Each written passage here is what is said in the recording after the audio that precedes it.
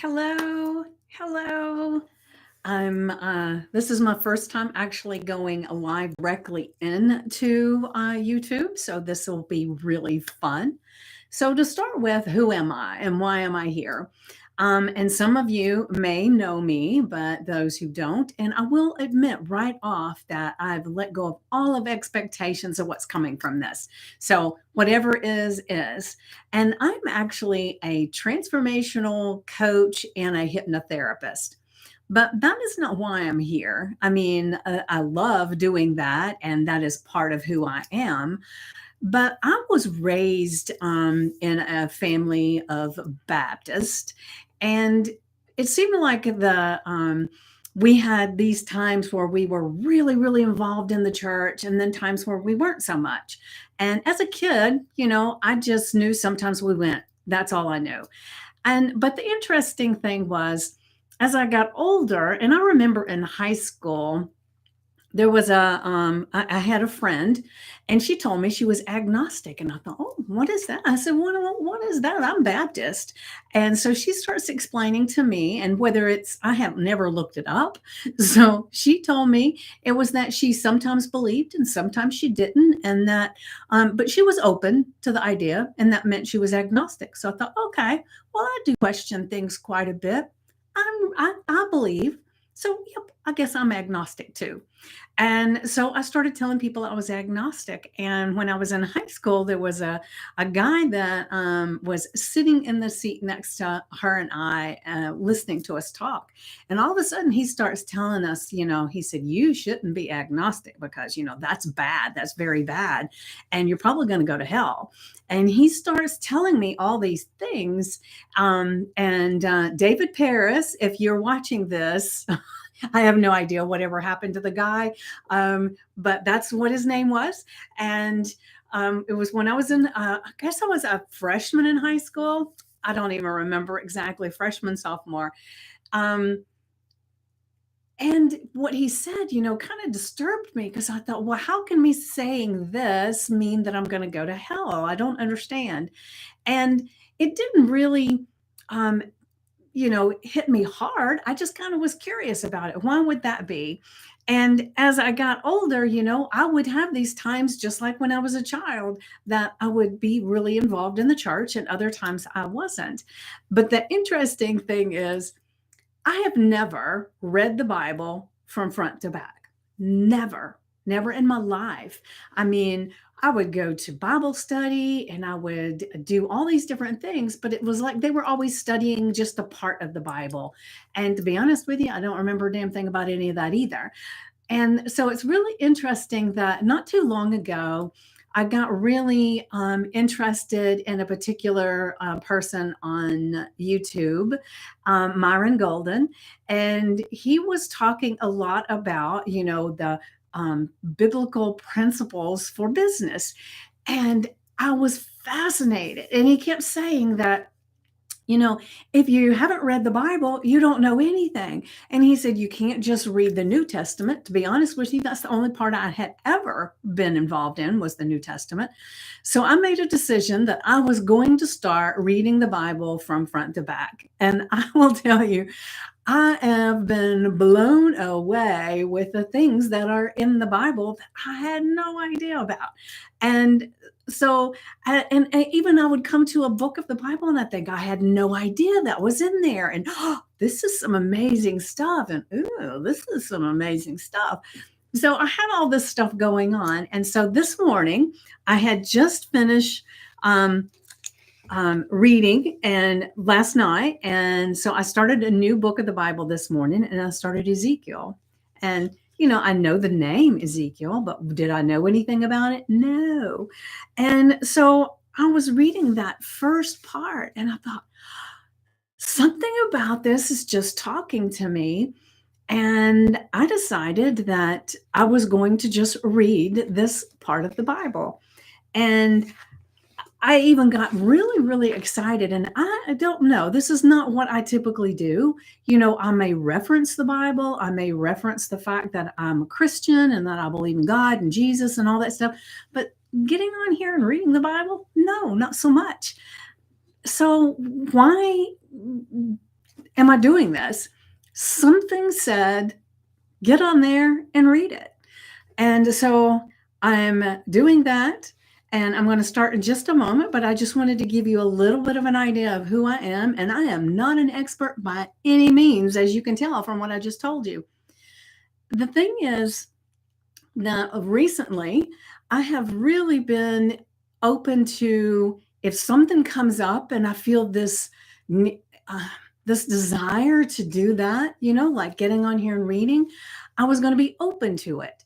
And so I'm doing that with my business as well. When a coach that showed up that was like, oh my gosh, I can't believe the things that she's teaching me, I decided, I'm all in. I don't care. I'm all in. And it's like just making those decisions that this is what I'm going to do. I'm going to be open and receptive to new ideas and new things that come.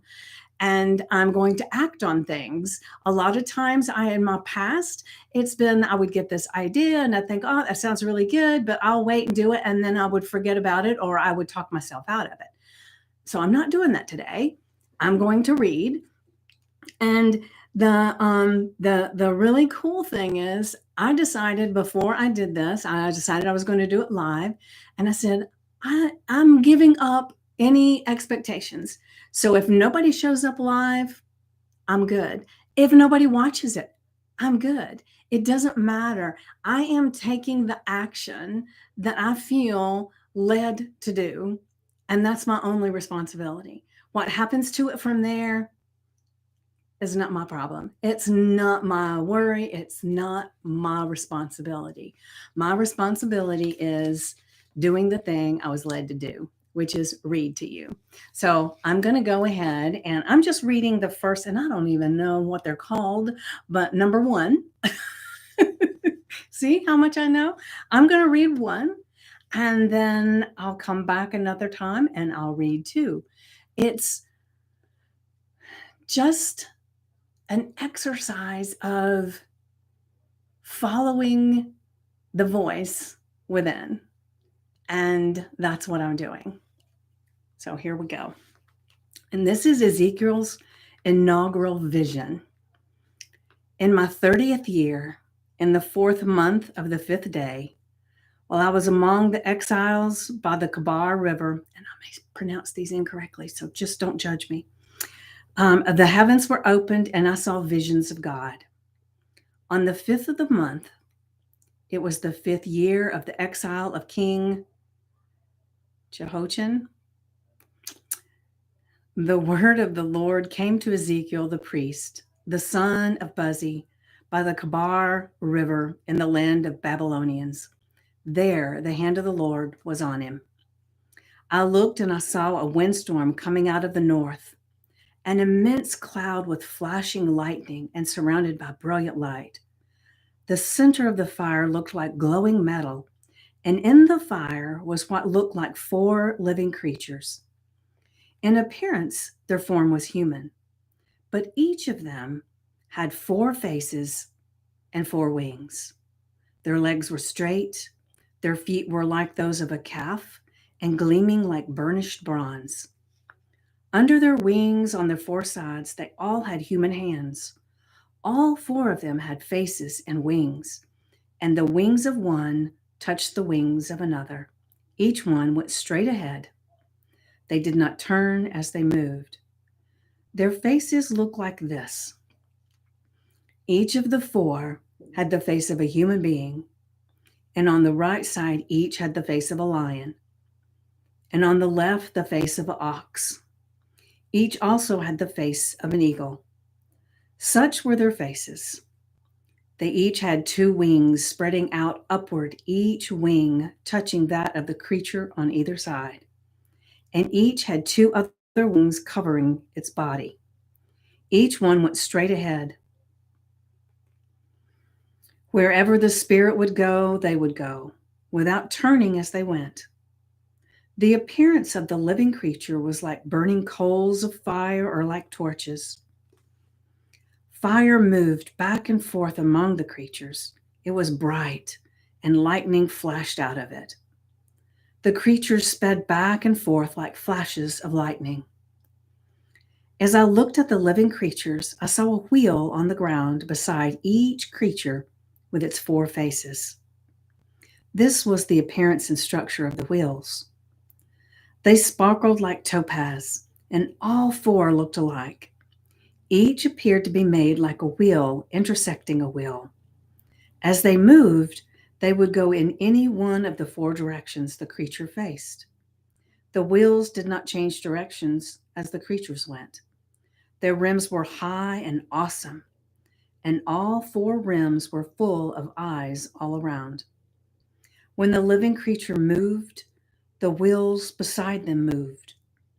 And when the living creatures rose from the ground, the wheels also rose.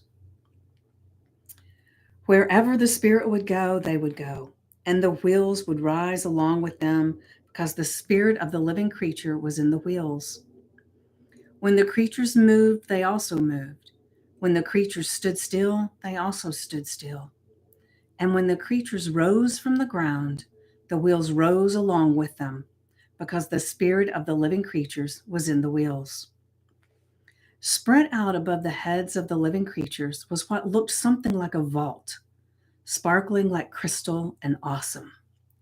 Under the vault, their wings were stretched out one toward the other, and each had two wings covering its body. When the creatures moved, I heard the sound of their wings like the roar of rushing waters, like the voice of the Almighty, like the tumult of army.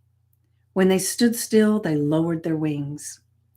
Then there came a voice from above the vault over their heads as they stood with lowered wings. Above the vault, over their heads, was what looked like a throne of lapis lazuli, and high above on the throne was a figure like that of a man. I saw that from what appeared to be his waist up, he looked like glowing metal, as if full of fire, and that from there down, he looked like fire, and brilliant light surrounded him. Like the appearance of a rainbow in the clouds on a rainy day, so was the radiance around him. This was the appearance of the likeness of the glory of the Lord. When I saw it, I fell face down and I heard the voice of one speaking. Okay, I'm going to have to read some more.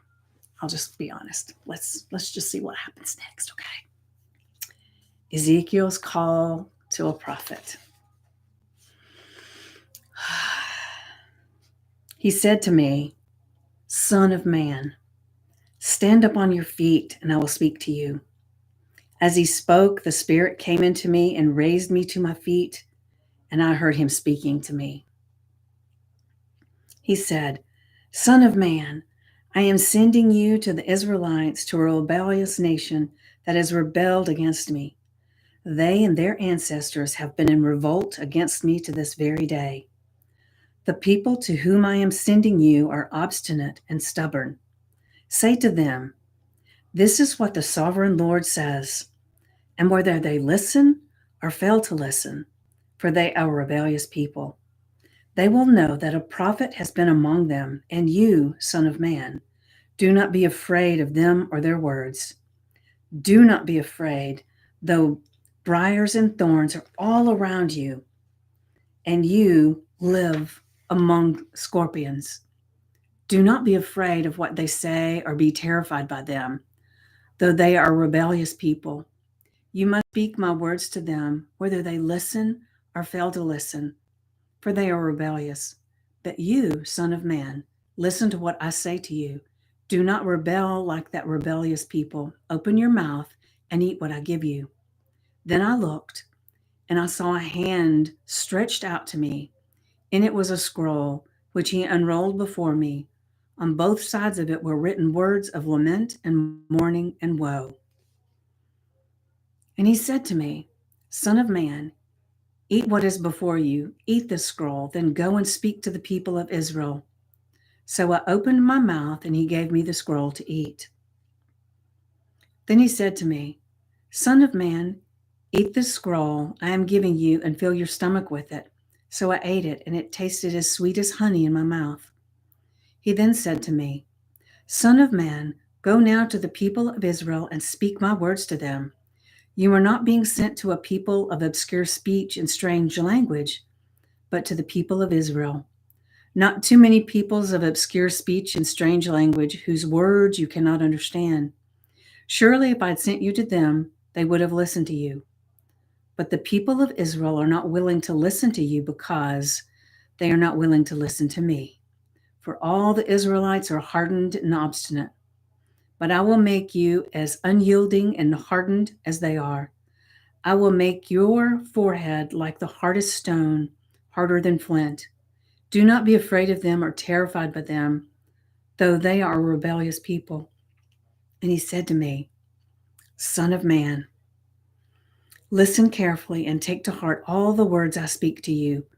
Go now to your people in exile and speak to them. Say to them, this is what the sovereign Lord says, whether they listen or fail to listen. Then the Spirit lifted me up, and I heard behind me a loud rumbling sound as the glory of the Lord rose from the place where I was standing.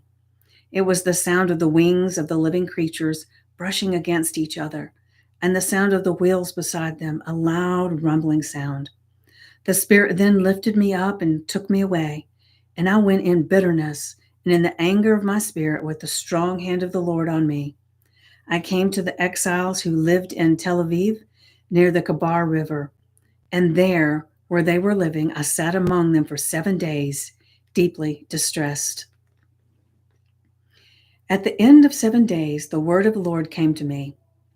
Son of man, I have made you a watchman for the people of Israel.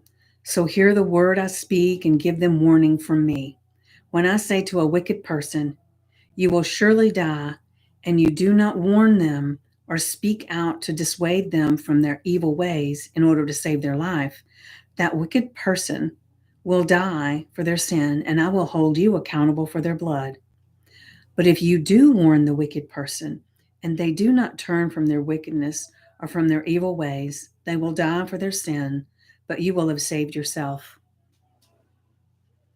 Again, when a righteous person turns from their righteousness and does evil, and I put a stumbling block before them, they will die. Since you did not warn them, they will die for their sins. The righteous things that person did will not be remembered, and I will hold you accountable for their blood. But if you do warn the righteous person not to sin, and they do not sin, they will surely live because they took warning, and you will have saved yourself. The hand of the Lord was on me there, and he said to me, Get up and go out to the plain, and there I will speak to you. So I got up and went out to the plain, and the glory of the Lord was standing there, like the glory I'd seen by the Kabar River, and I fell face down. Then the Spirit came into me and raised me to my feet. He spoke to me and said, Go shut yourself inside your house. And you, son of man, they will tie with ropes. You will be bound so that you cannot go out among the people.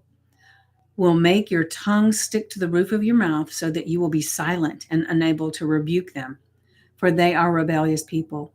But when I speak to you, I will open your mouth, and you shall say to them, This is what the sovereign Lord says.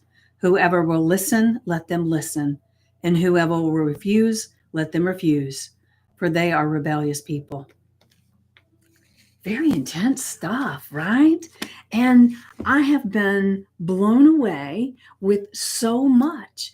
It's like the visual of the creatures, it was like, oh, I was, like I said, I was just in awe.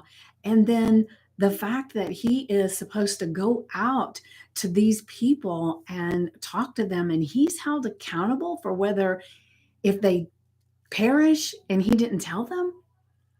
Oh my gosh.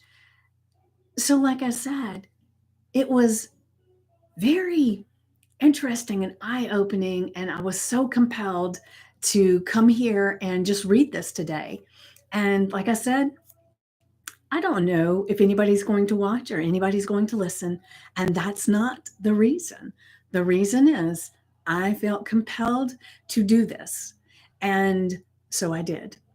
And I take no responsibility for what happens from here. And I surrender to whatever that may be. You have an exceedingly blessed day, and I'll be on again soon. to read a little bit more. Mwah.